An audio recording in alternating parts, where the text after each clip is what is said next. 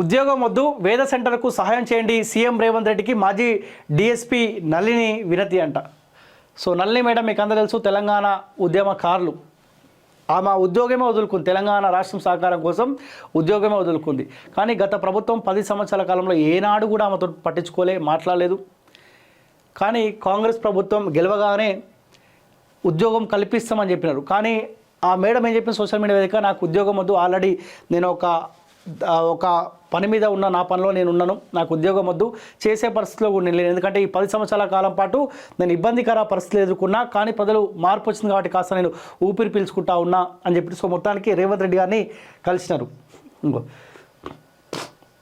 డబ్బు భౌతిక ప్రపంచం నుంచి బయటకు వచ్చాను, ఇప్పుడు ఆధ్యాత్మిక మార్గంలోనే నడుస్తున్నట్టు వెల్లడి, లేఖతో పాటు ఓ రిపోర్టు, పలు పుస్తకాలు సీఎంకు అందజేస్తానంట.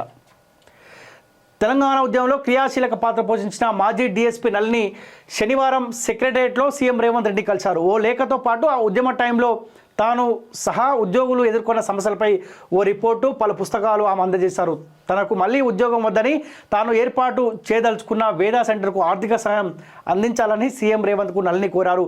తెలంగాణ సాధన కోసం తన డీఎస్పీ ఉద్యోగాన్ని సైతం త్యాగం చేసిన నళినికి ఆమె కోరుకుంటే తిరిగి ఉద్యోగం ఇవ్వాలన్నది ఈ మధ్య అధికారులకు సీఎం రేవంత్ రెడ్డి ఆదేశించారు. అవసరమైతే తనను కలిసేందుకు నళినికి అవకాశం కల్పించాలని కూడా సూచించారు. ఈ నేపథ్యంలో నళిని శనివారం సెక్రటరియట్లోని సీఎంను కలిశారు. అనంతరం ఆమె మీడియాతో మాట్లాడారు.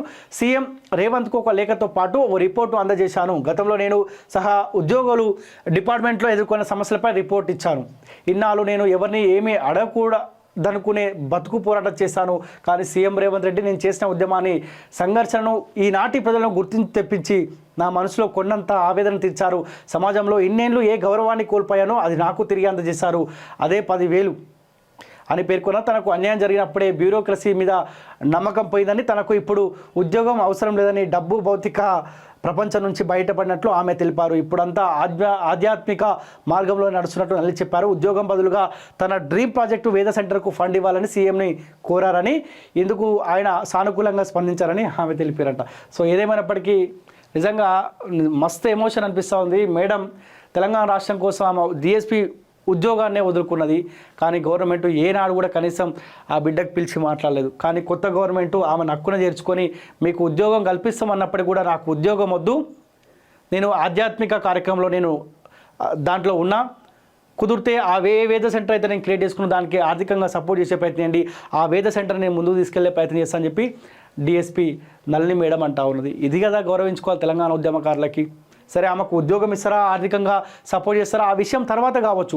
కానీ ఈ సంతోషంని ఎవరైనా ఊహించగలుగుతారా? ఇది కదా గవర్నమెంట్ చేయాల్సింది. కేసీఆర్ అనే వ్యక్తి ఇక్కడే దూరం చేసుకోండు ఉద్యమకారులను దూరం పెట్టినాడు. ఒక నళిని మేడం అనే కాదు, ఇట్లా చాలామంది ఉద్యమకారులు కేసీఆర్ చేతిలో మోసపోయిన వాళ్ళు చాలామంది ఉన్నారు. వాళ్ళందరినీ కూడా దగ్గర తీసుకోవాలని కూడా కాంగ్రెస్ ప్రభుత్వానికి రిక్వెస్ట్ చేస్తూ ఉన్నాం. గాదా ఎన్ఐఏ సార్ కావచ్చు, లేకపోతే శంకరమ్మ కావచ్చు, ఇట్లా చాలామంది ఉద్యమకాలు తెలంగాణ రాష్ట్ర సహకారం కోసం కొట్లాడిన వాళ్ళు. ఆ గొంతుకలు మార్పు వస్తేనే మా బతుకులలో ఏమైనా మార్పులు వస్తాయి, గవర్నమెంట్ అన్న మమ్మల్ని దగ్గర తీస్తుందని చెప్పి ఆ గొంతుకలు వెయిట్ చేస్తూ ఉన్నాయి. అలాంటి గొంతుకలకు కాంగ్రెస్ పార్టీ హక్కున చేర్చుకోవాలి. నామినేటెడ్ పదవులా లేకపోతే ఇంకో పదవులు ఇవ్వడం వల్ల మాలాంటి వాళ్ళకు కూడా కొంత ధైర్యం ఉండే అవకాశం ఉంటుంది. ఆ తరహాలో ఆలోచించాలి. ఉద్యమకారులనే పక్కకు పెట్టుకుంటే తెలంగాణ రాష్ట్రం ఎట్లా డెవలప్మెంట్ చేయాలో వాళ్ళకే తెలిసే అవకాశం ఉంటుంది.